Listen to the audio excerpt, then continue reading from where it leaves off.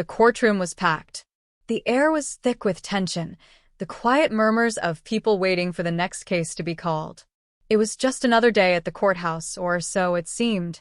A young black woman in a tailored suit sat calmly at the judge's bench, flipping through a case file. She had worked tirelessly to earn her position, breaking barriers, proving herself over and over again. But none of that mattered to the officer standing near the door, sipping his coffee, bored and patient. Officer Carter was known for his short temper, his lack of patience, and, though few dared to say it out loud, his bias. He scanned the room, his eyes landing on the woman at the front. He didn't recognize her, didn't see the authority she carried. To him, she was just another face, another person he could dismiss. When she glanced up and caught his eye, something in her calm, unwavering gaze irritated him. Without thinking, he took a step forward, his coffee still steaming in his hand. The courtroom fell silent as a gasp rippled through the crowd. A moment later, the sound of hot liquid splashing against fabric filled the air. A sharp inhale of breath. The officer stood frozen, his hand still outstretched, as the woman slowly rose from her seat. The coffee dripped from her robe, the heat of it burning through her clothes, but she didn't flinch. She wiped her hands, her expression unreadable. The room, the people, even the officer himself, everyone held their breath. And then, in a voice that sent a chill through the room, she finally spoke. "Officer Carter, do you know who I am?" The silence was suffocating. Carter shifted uncomfortably, his face pale, his grip tightening on the empty cup. He opened his mouth, but no words came. He had no idea. Meanwhile, in another part of town, a different kind of moment was unfolding. A packed city bus rattled down the street, passengers crammed together, tired faces staring at their phones, lost in their own worlds. Among them, 17-year-old Jamal sat near the front, headphones in, staring out the window. He had a lot on his mind: college applications, his part-time job, the weight of expectations. Then, out of the corner of his eye, he saw her, a woman, visibly pregnant, struggling to stand as the bus swayed. No one moved. No one even looked up. Without hesitation, Jamal pulled out his earbuds and stood. "Ma'am, you can take my seat," he said, offering a small smile. The woman blinked in surprise, her eyes flicking around as if expecting someone else to have spoken.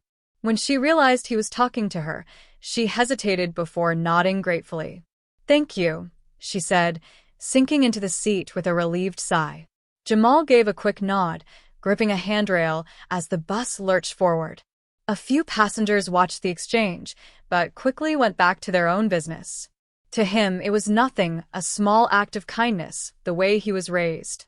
But as he stood there, he didn't notice the woman reaching into her bag, her fingers trembling slightly as she pulled out a folded piece of paper. A few minutes later, just as the bus approached to stop, she gently tapped his arm. He turned, and she held out the note. "For you," she said softly.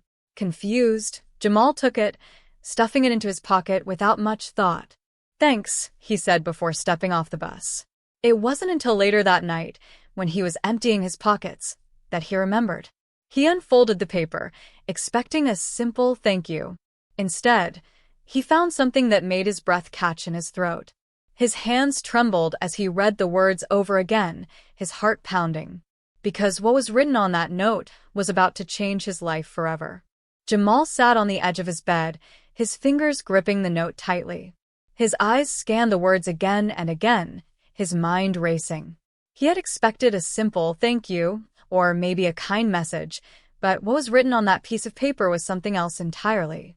His stomach tightened, and his hands felt clammy. He swallowed hard, his heart thudding in his chest.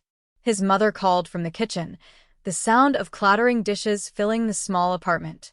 "Jamal, dinner's almost ready." "Yeah, I'll be there in a minute," he called back, his voice uneven. His eyes dropped to the note again. The handwriting was neat, careful, as if the woman had taken her time writing it. But the words carried weight. They weren't just a thank you. They were a message. A warning. A secret. Jamal inhaled sharply and shoved the note into his pocket. He needed to think. He needed to understand. But something told him that whatever this was, it wasn't just a coincidence.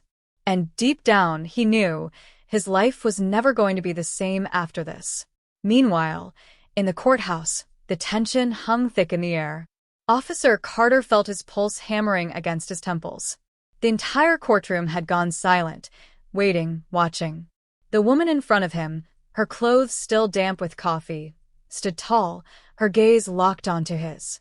There was something in her expression, something powerful, something unshakable. Carter cleared his throat, shifting from one foot to the other.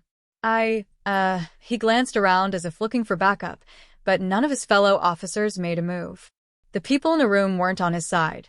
Not this time. The woman took a slow step forward, and Carter felt a strange chill crawl down his spine. "My name," she said evenly, her voice calm but firm, "is Judge Melanie Carter." The name hit him like a punch to the gut. Carter's mouth went dry. His mind scrambled to make sense of it. Judge? This woman? He had just thrown coffee on a judge. A black judge. In open court. Melanie didn't break eye contact.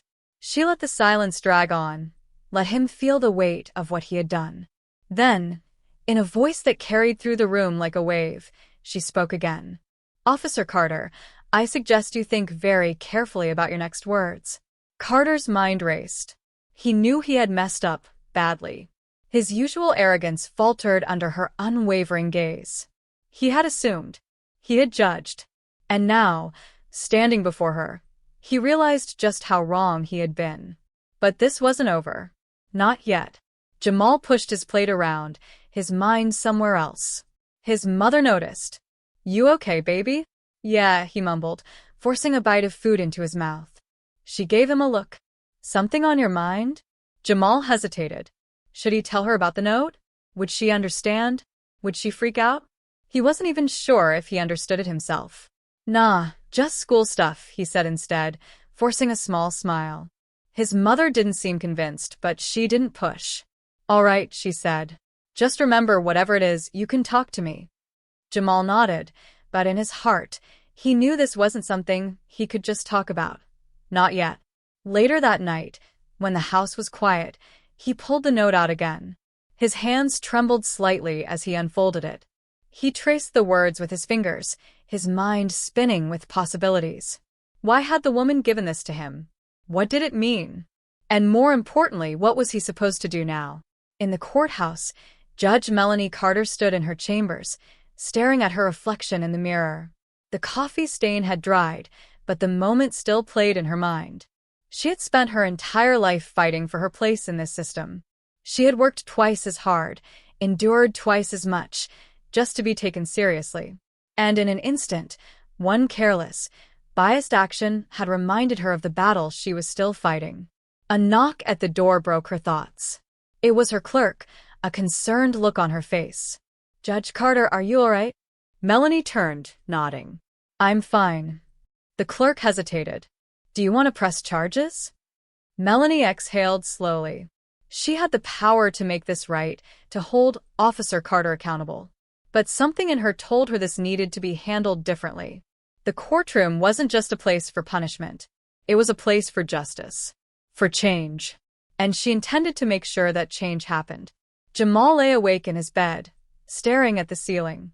The note sat on his nightstand. The words burned into his memory. He didn't know what tomorrow would bring, but one thing was clear: his life was no longer just his own. Somehow, he had been pulled into something bigger than himself. And there was no turning back now. Jamal walked home from school with his hoodie pulled up, his hands buried in his pockets. His mind was racing. He and Malik had spent the whole day trying to figure out what the no meant, but they were no closer to any real answers. All they had was a mystery and a growing sense of unease. The city felt different today. The streets, usually filled with background noise, honking cars, chatter from people walking by, felt sharper, more tense. Every time Jamal turned a corner, he had this weird feeling, like someone was watching him. He kept glancing over his shoulder, but there was nothing. Just his imagination, probably. But then, as he reached the corner near his apartment building, he saw something that made his stomach tighten. A black car, parked across the street. The windows were tinted, too dark to see inside, but the way it was sitting there, engines still running, sent a chill through him. He tried to shake it off and kept walking, but just as he reached his building's entrance, he stole one last glance over his shoulder. The car hadn't moved, but he swore he saw the shadow of someone shifting inside. His heart pounded as he hurried inside, locking the door behind him. Meanwhile, Judge Melanie Carter sat at her desk, staring at the papers in front of her without really seeing them. Officer Carter's words from earlier kept replaying in her head. There are things going on, things I shouldn't be talking about. She had spent years dealing with cases of corruption, exposing people who thought they were untouchable. But something about this felt different. This wasn't just about a cop who lost his temper in a courtroom. This was bigger. Her phone buzzed, pulling her out of her thoughts. Unknown number.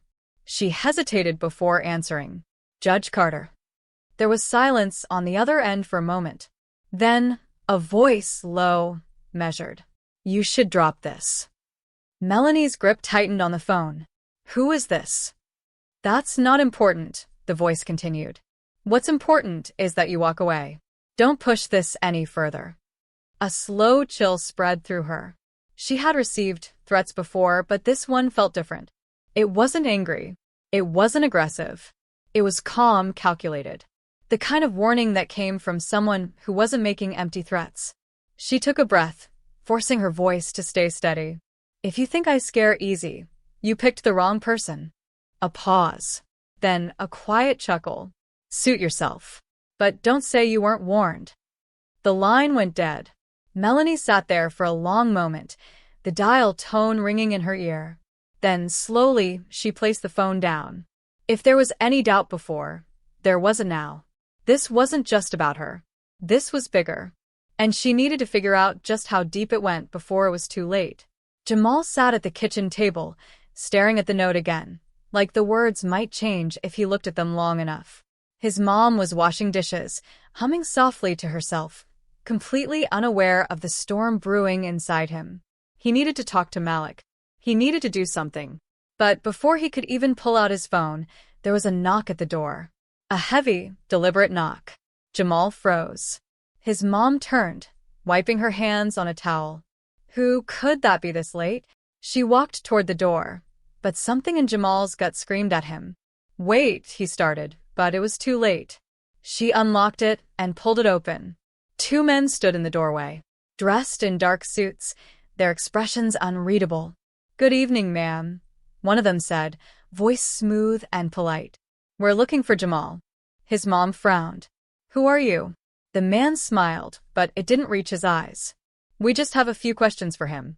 It won't take long. Jamal's heart pounded. He didn't know who they were, but every part of him was screaming that they weren't here to ask anything.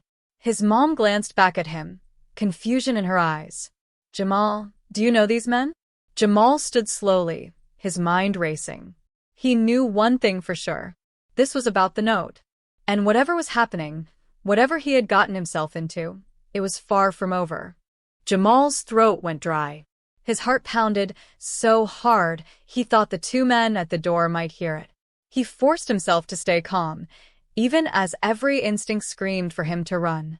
His mom's eyes darted between him and the men. She stepped protectively in front of him, her voice sharp. Who are you? And what do you want with my son? The taller man in the suit smiled again, but it was empty, practiced. We just need to have a quick word with him. Won't take more than a few minutes. Jamal knew better. These weren't just random people with questions. He didn't know exactly who they were, but one thing was clear, this was about the note. He swallowed hard and forced his voice to stay steady. I don't know anything. The shorter man's expression flickered, just for a second, like he wasn't expecting that answer. His partner quickly recovered, his fake smile still in place. We think you do. Jamal's mom stepped forward. If you have questions, you can ask them right here. My son's not going anywhere. For a moment, the two men stood there, the tension thick. Then, as if making a silent decision, the taller one nodded. Of course, ma'am. We'll be in touch. And just like that, they turned and walked away. Jamal's mom slammed the door shut, locking it twice before turning to him, her face a mix of confusion and anger. Jamal, what was that? Who are they? Jamal hesitated. He wanted to tell her everything, but he wasn't even sure what everything was. I don't know, he lied. Maybe it's a mistake. His mom studied him, her eyes searching his face. She knew when he was holding something back. But finally, she let out a slow breath. If they come back, we're calling the police. Jamal nodded, but deep down, he knew that wouldn't help. Because whoever these men were, they weren't the kind of people the police would go after. Across town, Judge Melanie Carter sat in her car outside a quiet cafe, tapping her fingers against the steering wheel. She was supposed to meet someone here, someone who had called her just an hour ago, promising information. But they were late. She glanced around, checking the street. It was empty, except for a few parked cars and a single flickering streetlight. Something about it felt off. She was about to start the engine and leave when she spotted a figure hurrying toward her. A man, mid-40s, disheveled, looking over his shoulder like he was being followed. He reached her car and knocked on the window. Melanie rolled it down just enough to hear him. You have information for me? The man nodded quickly, glancing around. I don't have much time.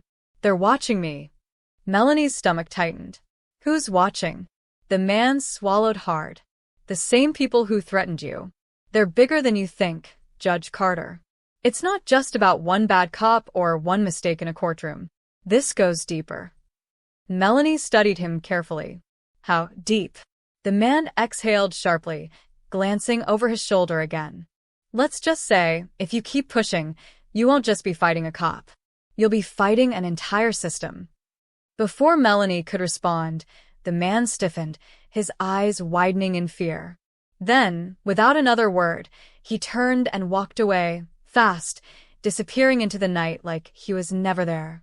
Melanie sat frozen for a moment, the weight of his words settling over her. Whatever she had stepped into was bigger than she had realized. And now, she wasn't sure if she could stop it. Back in Jamal's room, he sat on his bed, staring at the note again. His phone buzzed. It was Malik. Yo. Malik's voice came through urgent. We got a problem. Jamal tensed. What happened? I found out who that woman on the bus was. Jamal sat up straighter. Who? Malik hesitated. She's missing. A cold chill ran down Jamal's spine. What do you mean, missing? She didn't show up to work today. Nobody's seen her since yesterday. And bro, Malik's voice dropped lower. She was a lawyer. Jamal's breath caught in his throat. He had assumed she was just some random woman.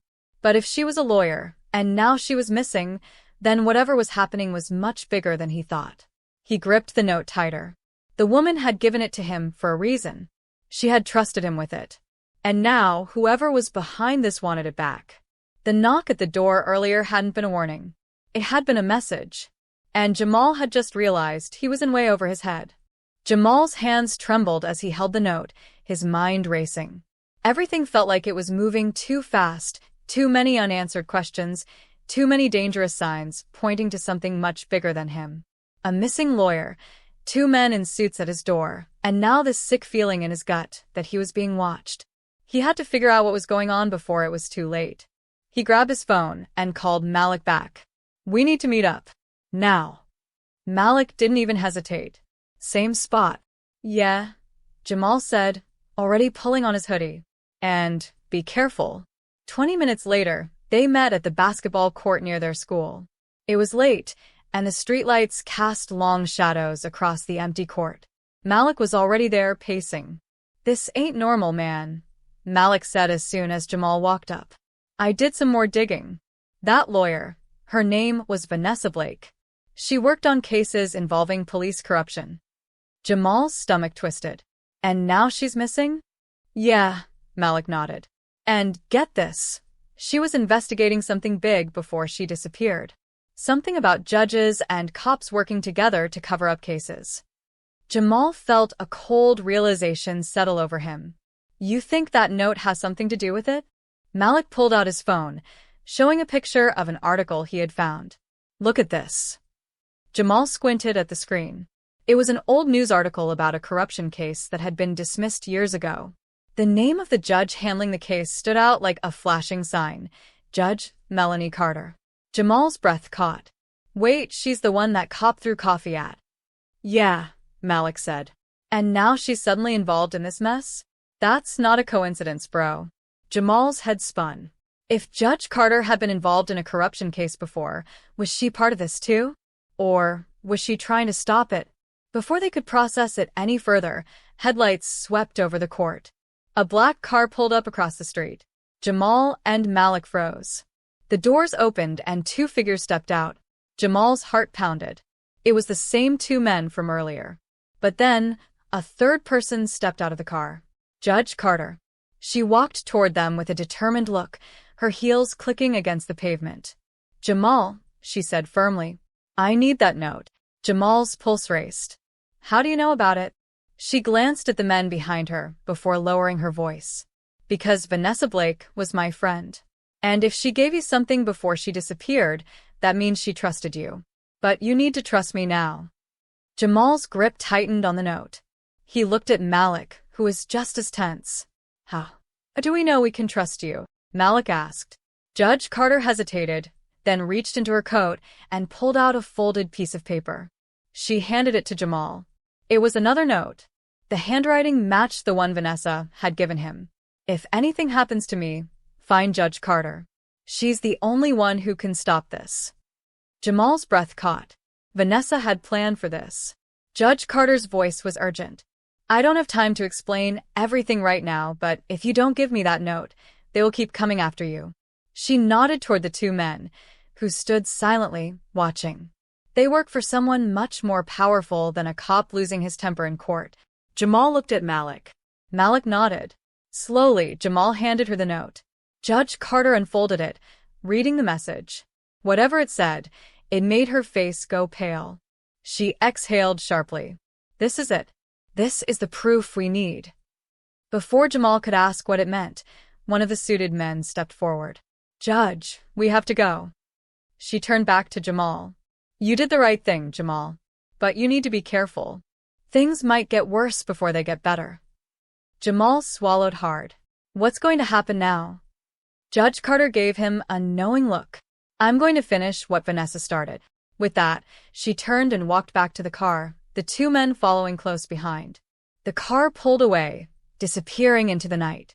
Jamal and Malik stood there in silence, the weight of everything pressing down on them. Then Malik let out a shaky breath. Bro, what did we just get ourselves into? Jamal didn't know the full answer yet.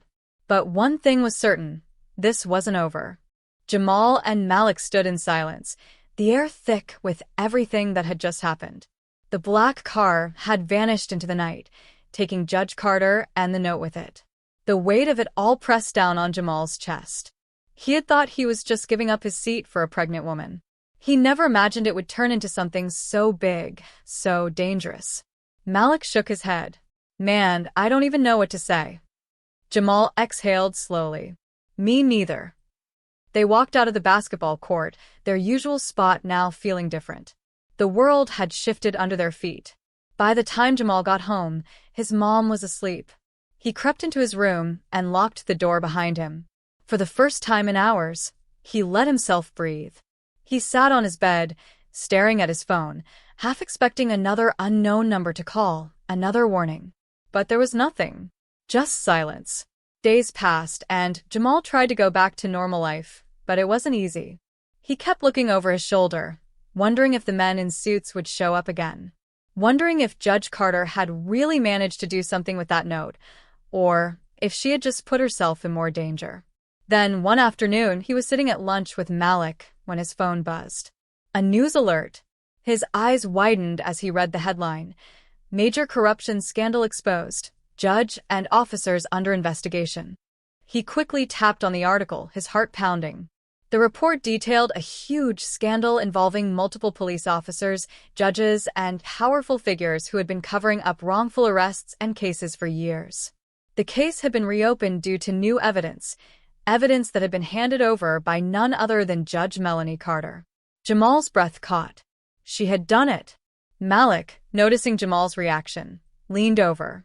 What is it? Jamal turned the phone toward him. Malik's jaw dropped. Yo, that's her. They read through the article together. The report didn't mention Vanessa Blake by name, but it was clear that her work had been what led to this moment. And now, thanks to that note, the one she had trusted Jamal with, the truth had finally come out. Malik shook his head, still in shock. Bruh, you were this close to some serious stuff. Jamal let out a breath. I know. A strange mix of relief and sadness settled over him.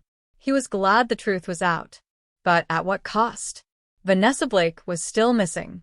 Judge Carter had put herself in danger. And the people behind this, they weren't going to go down quietly. But at least it was a start. The next few days were filled with news updates, arrests, and public outrage. The city was buzzing with the fallout. Jamal kept expecting to hear from Judge Carter, but she never called.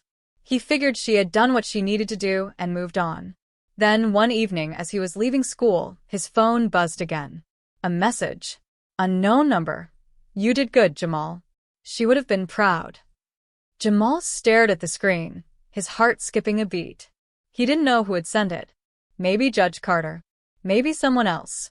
But the meaning was clear. Vanessa Blake might not be here to see it, but what she had started wasn't in vain. Jamal took a deep breath and slipped his phone back into his pocket. Maybe he wasn't a hero. Maybe he hadn't done much. But he had done something. And sometimes that was enough. The courtroom remained frozen in shock. Officer Reynolds stood stiff, his grip tightening around the empty coffee cup as his mind raced. His face drained of color. The woman he had just assaulted wasn't just any courtroom visitor. She was Judge Melanie Carter, one of the most respected judges in the district. The weight of what he had done settled in his chest like a brick, but there was no undoing it now. Judge Carter took a slow breath, her expression unreadable. She wiped the remaining coffee from her cheek, the burn leaving a faint red mark on her skin. She didn't lash out, didn't demand his immediate arrest. She didn't have to. The room itself did the talking. Every eye was on Reynolds, their silent judgment louder than any outburst. Before anyone could react further, the doors creaked open again, and all heads turned. A young black teen hesitantly stepped forward, his hands gripping a folded piece of paper. He was nervous, unsure why the air in the courtroom felt so heavy, but he was here for a reason. Judge Carter shifted her gaze to the boy, softening just a bit. Come forward, she said, her voice steady despite the moment of chaos before. The teen took a deep breath and approached the bench. His name was Jamal. Just the day before, he had done something simple, something that felt natural to him, but in a world often divided by differences, it stood out. He had given up his bus seat to a pregnant white woman who had been struggling to stand. She had thanked him with a warm smile, but before she got off the bus, she had pressed a note into his hand and whispered, "Read it when you get home." And now here he was. Judge Carter reached out as Jamal handed her the note. She unfolded the paper carefully and read the words written in neat, careful handwriting. Dear young man, I don't know if you realize what you did today, but I want you to know it meant more than just a kind gesture. My husband was raised to believe people like you were dangerous, but today I saw proof that kindness has no color. When I told him about you, it made him think. It made him question. And sometimes, change starts with just a small moment. Thank you for being that moment. Silence filled the courtroom as Judge Carter took in the words. Jamal looked at her anxiously, unsure of what she would say. She set the note down gently on her desk and looked at him with something warm in her eyes. Kindness, she said, her voice echoing in the silent room. It can break down walls we never thought possible. Jamal swallowed and nodded. He hadn't thought much about what he had done. It had just felt right. But now, standing here, he realized that even small actions had power. The tension in the room shifted. What had started as a moment of injustice, an officer blinded by his own prejudices, was now contrasted by a simple act of humanity. Judge Carter finally turned her gaze back to Reynolds, who stood motionless, awaiting his fate. She didn't yell. She didn't rage. Instead, she spoke in the same even, powerful tone she always did. Officer Reynolds, she said, you let anger, assumptions, and hate cloud your judgment. And today, you've made a mistake that can't be ignored. Reynolds opened his mouth, but no words came out. There was nothing to say. I could hold you in contempt, Judge Carter continued. I could have you arrested immediately. But I won't. The room tensed. Some people looked surprised, others disappointed. But Judge Carter wasn't done. Because real justice isn't just about punishment. It's about correction. It's about change. She leaned forward, locking eyes with the man who had disrespected her without even knowing who she was. You'll be held accountable. You will answer for what you've done. But more importantly, you will be required to learn from it. Reynolds exhaled sharply, as if he had been holding his breath. He started, but his voice cracked. The weight of it all, the embarrassment, the realization, the consequences, was too much. Judge Carter straightened. You will undergo sensitivity training. You will work within the community you so often judge from a distance. And you will stand before this court again, not as a man of power, but as a man willing to change. If you fail, make no mistake, you will no longer wear that badge. The officer nodded stiffly, his jaw tight. It wasn't the immediate punishment some had expected, but in many ways it was worse. Because it meant facing the very people he had spent years looking down on. Jamal watched everything unfold, the notes still pressed in his hands. He realized now that change didn't always happen in big, dramatic moments. Sometimes it started with something as small as a seat on a bus. Sometimes it was in a note passed from one hand to another. And sometimes it was in a judge's firm but steady words, forcing someone to see the world differently. As the court dismissed for the day, people left with something to think about. Officer Reynolds, shaken but silent, walked away knowing his life would never be the same. Jamal, clutching the note, stepped out into the bright afternoon, feeling lighter than before. And Judge Carter, the faint sting of coffee still lingering on her skin, sat back in her chair, knowing she had done what she always aimed to do, deliver justice, not just by law, but by truth. Because at the end of the day, justice wasn't just about punishment. It was about making sure people walked away better than they were before. And sometimes, all it took was one moment to start the change.